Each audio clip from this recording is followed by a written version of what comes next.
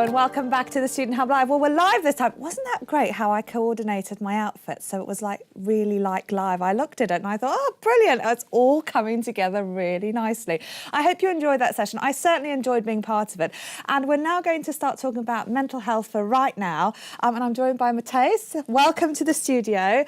And thank you for coming along. This is a subject that's going to be of a lot of interest to people. And we had Cherry Day on from the Disabled Students Group earlier, and we were talking about how there's a lot of support for students with physical disabilities, but often mental disabilities and mental health, in fact, can be an issue for Open University students, as they can for a lot of the population. So we'd like to know where you are in the UK right now, and our Wordles aren't working, but some of the points that we wanted to get your feedback on were about deadlines. So if you could think about some of these things and put some things in the chat. Deadlines are really stressful. Admitted. What gets you through a week before the TMA is due? So if you can give us some thoughts and tips, and any tutors out there who are engaged in the chat as well, maybe you can think about how you're marking them, or maybe some advice for your students.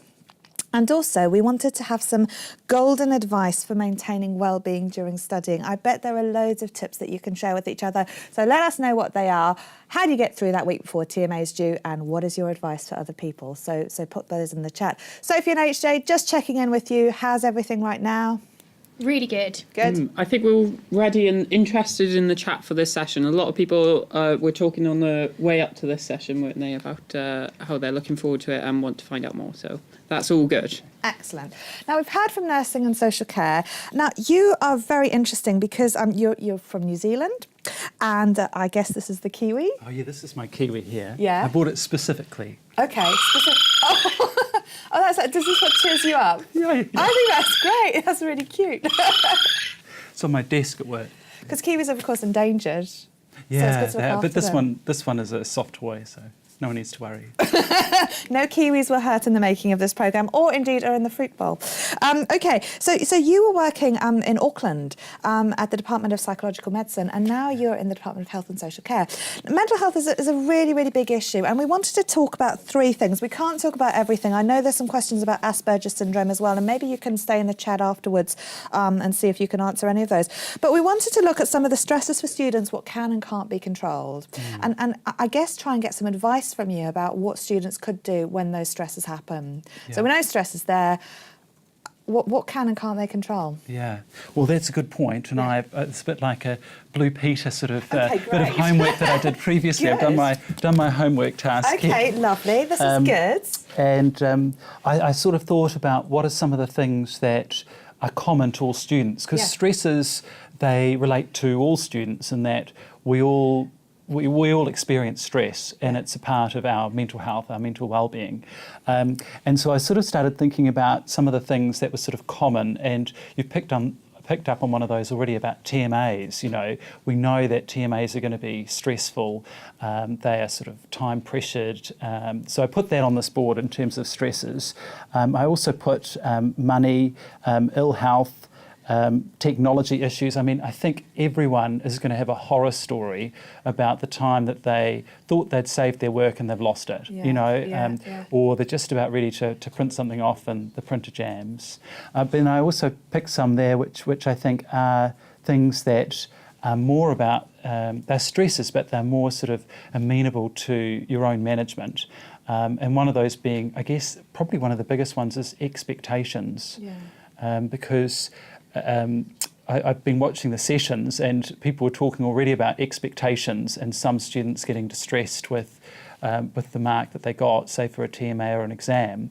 And so some people might be really happy with a B or a pass 2, and other students will be, more or less crying themselves to sleep because they didn't want a B. They wanted near perfect. Or they wanted just something better. Maybe they didn't even have an expectation, but they're just not happy with it for whatever reason. And those unquantifiable aspects can almost be harder to deal with than going, I'd been really gunning for an 85 and I got an 82, therefore I'm disappointed. What if you don't know those expectations are just, I want to do better? Yeah.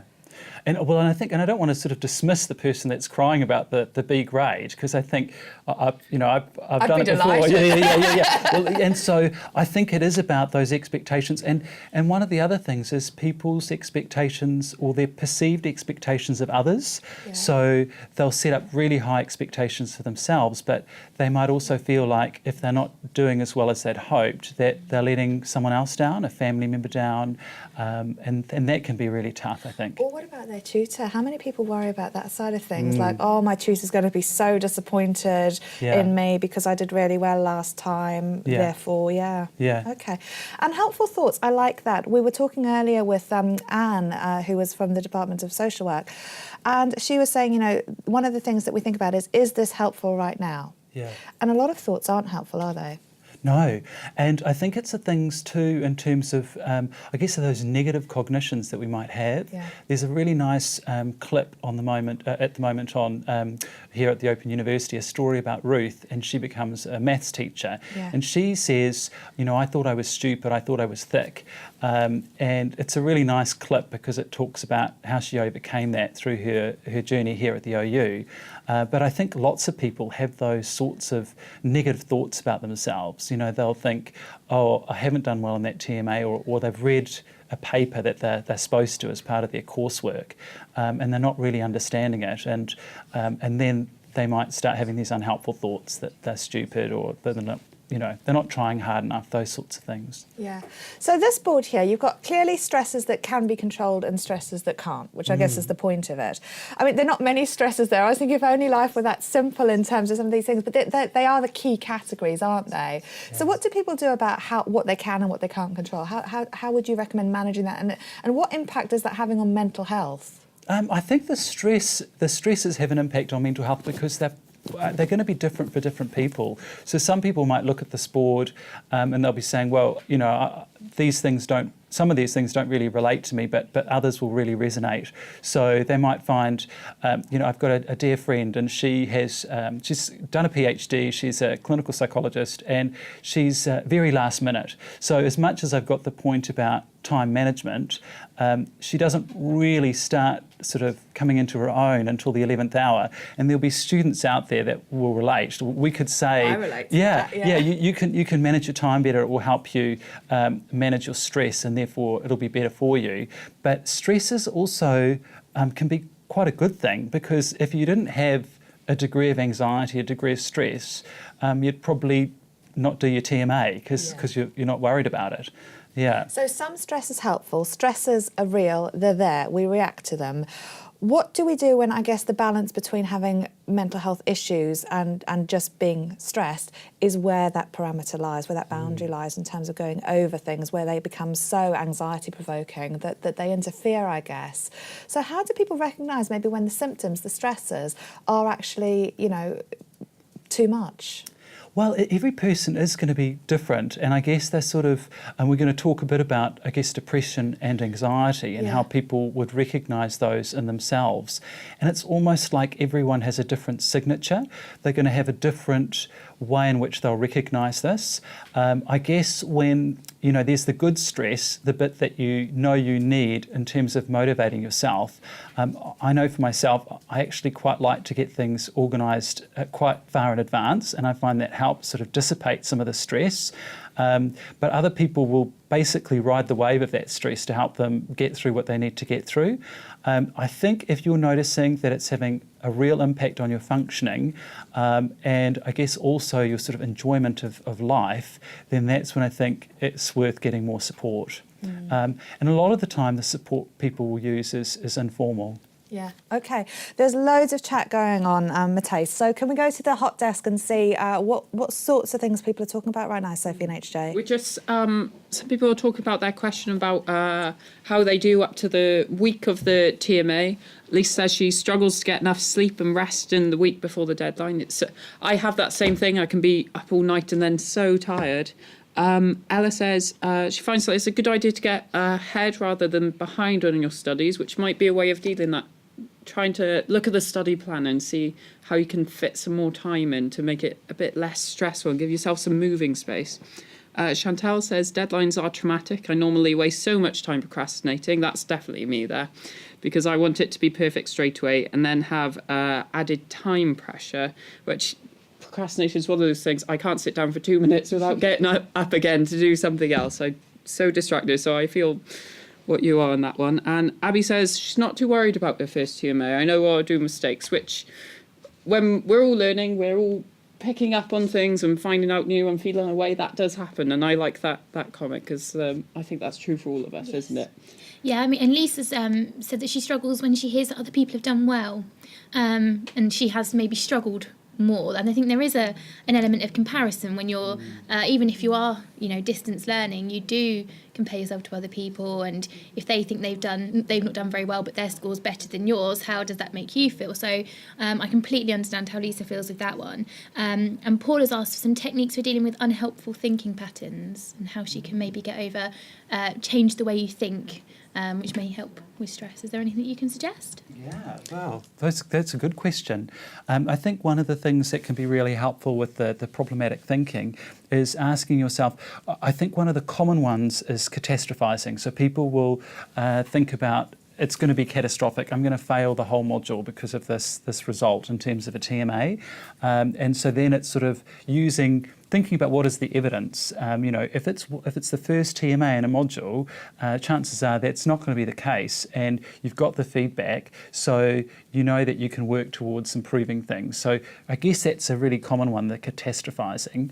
And along that sort of thinking, in terms of if they're negative thoughts, is looking at the sort of evidence for and against some of these thoughts, especially the ones in terms of, you're really thick or you're stupid, all those sorts of things. They're common. Then it's sort of like thinking, well, you're managing to, get onto an OU course, you've already managed to sort of connect with the tutors, you might not have done a lot before you got here, but actually getting to this point is evidence that you've managed to do quite well. Yeah, Julia's made a really, really good point, which is, that often we're really harsh on ourselves. And she's saying, would you be so harsh on your daughter? Would you say some of these things to somebody else? And I don't think we would, but somehow it becomes acceptable to really beat ourselves up and have these really high and often unfounded expectations. So there's a lot going on here and a lot of stuff around TMAs, but I did also want to talk to you about some of the actual mental health problems. In particular, two of the most common ones that Open University students experience is depression and anxiety. In fact, for any of the population also. But sometimes those can really inhibit people from doing things, like going to tutorials. So, often a tutor will get somebody on their record saying, I'm really shy, I'm really anxious, so I'm not going to come to a tutorial, or I'm not going to talk to you, I don't want to, I just want to email or whatever. How do people work with some of those disorders, and how can we enable them to progress with their studies, even though they may be very, very debilitating and very real and also very variable? Well, there's different ways in which people could still engage. So if they're feeling really anxious about going to a face-to-face tutorial, then there's other alternatives. There's, usually an online format that they can engage in. And I think what happens if someone's feeling really anxious is actually avoiding a situation can exacerbate and maintain the anxiety. So even small steps can make a big difference. So it might be that the person wouldn't have the confidence to fully engage face-to-face, but they can go online. Or it's you might not feel fully able to engage a lot in the online forums, but you can contribute something, especially if you've sort of thought about what you're going to say first, and I guess cut yourself some slack. So not everyone in a forum or in a tutorial is going to say articulate, thoughtful things at all times. And I loved your point, Karen, about, we're often so much harder on ourselves and on other people. And if people applied the criteria about, what is a good question or a good contribution to what other people are doing in the same way that they apply it to themselves, I think they'd be more generous to themselves. Yeah, no, absolutely. No, we have this inherent desire to be so critical, don't we? But, sometimes these things can be very difficult. And as you say, you can work around them, you can do various things. But you also mentioned feeling alone and isolated. And, I think often, we can get into these very negative ways of thinking when we have some of these disorders, to think I'm the only one, this is worse than it may be, physically could be. So we've got different ways of framing our thinking around this. How reassuring do you think it would be for people to know that so many students experience some of these disorders and that it's actually fairly common? Yeah, it is fairly common, and I guess it's both depression and anxiety are on on a spectrum or a continuum. So, and people will fluctuate with that as well. They're common, and also it's something that people can often relate to. But I guess one of the other challenges is it can be unrecognised. So one student may be quite insightful and realise this is part of the challenges that they experience, and someone else might not articulate it in quite that way, and part of their, I guess, learning journey in the broadest sense in terms of learning about themselves is realising that actually maybe they have got some issues with anxiety, but it's taken them a while to realise that. So there are these parameters and stresses, and we're coming towards the end of the session, and I wanted to pick up on, I guess, the Kiwi and the Australian idea, because I said to you earlier when we were planning this, there's a lot of self-help out there, and as we all know, when we've had depression and anxiety, somebody going, well, just get over it, it's not so bad, is not helpful. But there are some very useful ways that you can help yourself, and this is a really, really good resource. We'll put this up on the link. HJ can put that up on the chat. It's beacon.anu.edu.au, which is the Beacon web service. So it's part of a hub of self-help programs, and this was one that you found particularly helpful. Can you tell us about it? Yeah, so Australian National University has developed Beacon, and they've gone through and they've tested and evaluated a whole series of online resources and therapies that are available to people, and critique those, because I think what a lot of people do now is they use the net to support them in their recovery, but it's really difficult to find evidence-based programs and programs that are effective, and so Beacon actually does that for people. You can go to the website and it will give you an appraisal on lots of different resources across a range of different issues. So who might want to go to that? I think anyone that's quite keen to find out about online help. If you're, a lot of people will have their informal supports. They might have supports from their GP or primary healthcare providers. They may have counsellors or other people that are already part of the picture in terms of assisting them. But there'll be those people who won't want face-to-face help, or will want something to supplement what they've already got. And I think Beacon's a really good start for that. And how useful can self-help be when maybe you don't want to do things? Often, if you've got depression and anxiety, there can be symptoms, like not wanting to get out of bed, not wanting to do things, and getting motivated. So, when is self-help a useful tool? Is there a spectrum by which it can be more effective than others? I think those sorts of online self-helps are really useful in a stepped care approach. Yeah. So I guess when people are having sort of mild to moderate issues, but if people are having sort of quite severe issues, I think it can still be a really helpful adjunct to what they've already got. Part of the work I did for my PhD was on computerised therapy, and a lot of young people involved in our projects said that they might have already had face-to-face therapy, but they found that the e-therapy or the online therapy really complemented the face-to-face work that they'd done. Yeah. Matthijs, thank you. That's all we've got time for today. But you've outlined some of the really important things, given us some really helpful resources. Can you hang around a bit in the chat? Because I know there's a lot of things that people want to engage with, and a lot of people sharing ideas and support for each other out there as well. So thank you for all of that. We're going to have a short break now, and then we're going to come back, and we've got some people coming to talk about the student consultative process as well. So what we're going to do for that session is we're going to get everyone who wants to talk about that side of things into the breakout room.